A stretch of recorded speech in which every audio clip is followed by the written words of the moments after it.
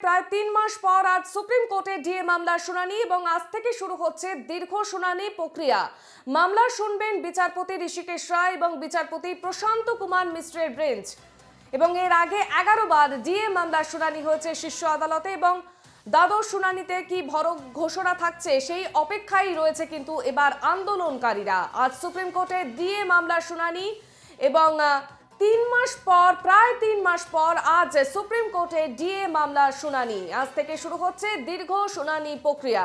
মামলা শুনবেন বিচারপতি ঋষিকেশ রায় এবং বিচারপতি প্রশান্ত কুমার মিশ্রের বেঞ্চ।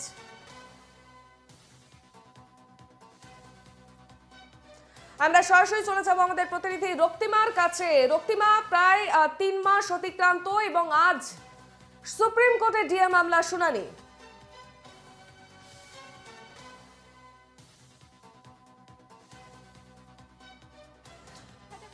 তাই দেখো, তোমাকে জানিয়ে রাখি 2022 সালে কলকাতা হাইকোর্ট কিন্তু একটি অর্ডার দিয়েছিল এবং সেখানে স্পষ্টভাবে বলা হয়েছিল যে 3 মাসের মধ্যে রাজ্যের যে কর্মীরা রয়েছে তাদেরকে কিন্তু বকেয়া দিয়ে দিতে হবে। কিন্তু এরপর কিন্তু আমরা যেটা দেখেছি, হাইকোর্টের এই রায়কে চ্যালেঞ্জ জানায় রাজ্য এবং তারপরে সেটা কিন্তু খারিজও হয়ে যায়।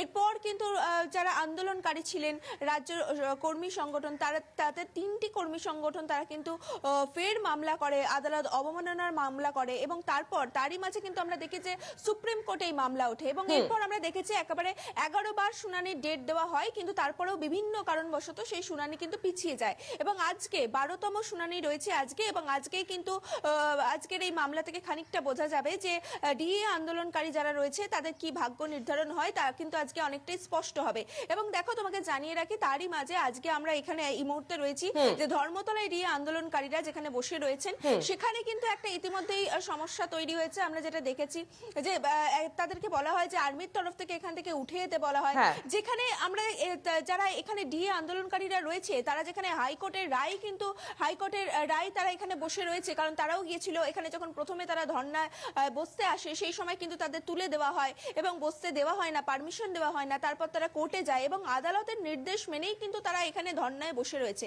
সেক্ষেত্রে কেন তাদের তুলে যেতে বলা হচ্ছে, এই সমস্ত বিষয় নিয়ে কিন্তু একটা সমস্যার সৃষ্টি হয়। এবং তোমাকে দেখাবো আমি এই যে আমরা যেখানে রয়েছি ডিএ মঞ্চের এখানে, তাদের কিন্তু এই যে তারা এখানে যে তাঁবু খাটিয়েছিল সেটা কিন্তু ইতিমধ্যে খুলে দেওয়া হয়েছে, কিন্তু ডিএ আন্দোলনকারী যারা রয়েছেন তাদের কিন্তু স্পষ্ট বক্তব্য যে যা কিছুই হয়ে যাক কিনা তারা কিন্তু এখান থেকে উঠবেন না, কারণ যতক্ষণ না তাদের প্রাপ্য দাবি দাবা মিটছে। কারণ আমরা আগেও দেখেছি যে হাইকোর্ট থেকে সুপ্রিম কোর্ট একাধিকবার জায়গায় কিন্তু ডিএ আন্দোলনকারীদেরই কার্যত জয় হয়েছে। ফলত সেক্ষেত্রে এখানে যারা রয়েছেন তাদের সঙ্গে কথা বলবো। দাদা, আপনাদের পরবর্তী পদক্ষেপ কি হবে? আজকে তো সুপ্রিম কোর্টে মামলাও রয়েছে দীর্ঘদিন পর, 12তম শুনানি আজ। সুপ্রিম কোর্টের উপর আমাদের আস্থা রয়েছে এবং আশা করব যে সুপ্রিম কোর্ট সাধারণ মানুষের এই আস্থাকে কায়েম রাখবে এবং তাড়াতাড়ি এর কিছু একটা সমাধানের ব্যবস্থা করবে, এটাই বলবো।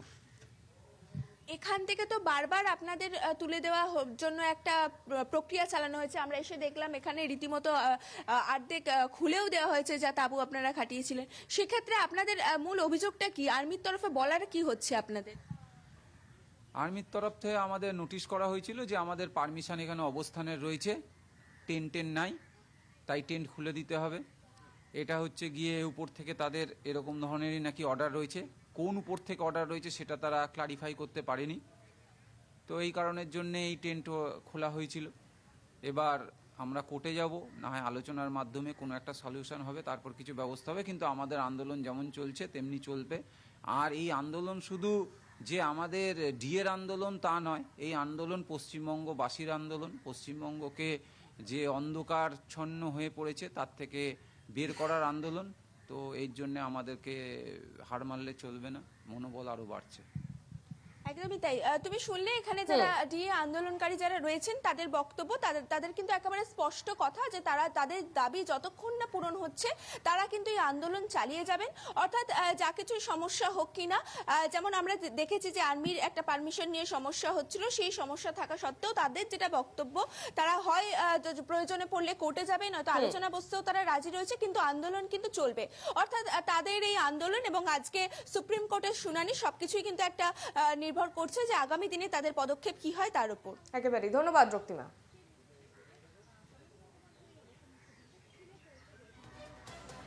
আজ সুপ্রিম কোর্টে ডিএ মামলার শুনানি রয়েছে এবং আজ থেকে শুরু হচ্ছে দীর্ঘ শুনানি প্রক্রিয়া। প্রায় 3 মাস পর আজ সুপ্রিম কোর্টে ডিএ মামলার শুনানি। মামলা শুনবেন বিচারপতি ঋষিকেশ রায় এবং বিচারপতি প্রশান্ত কুমার মিশ্রের বেঞ্চ।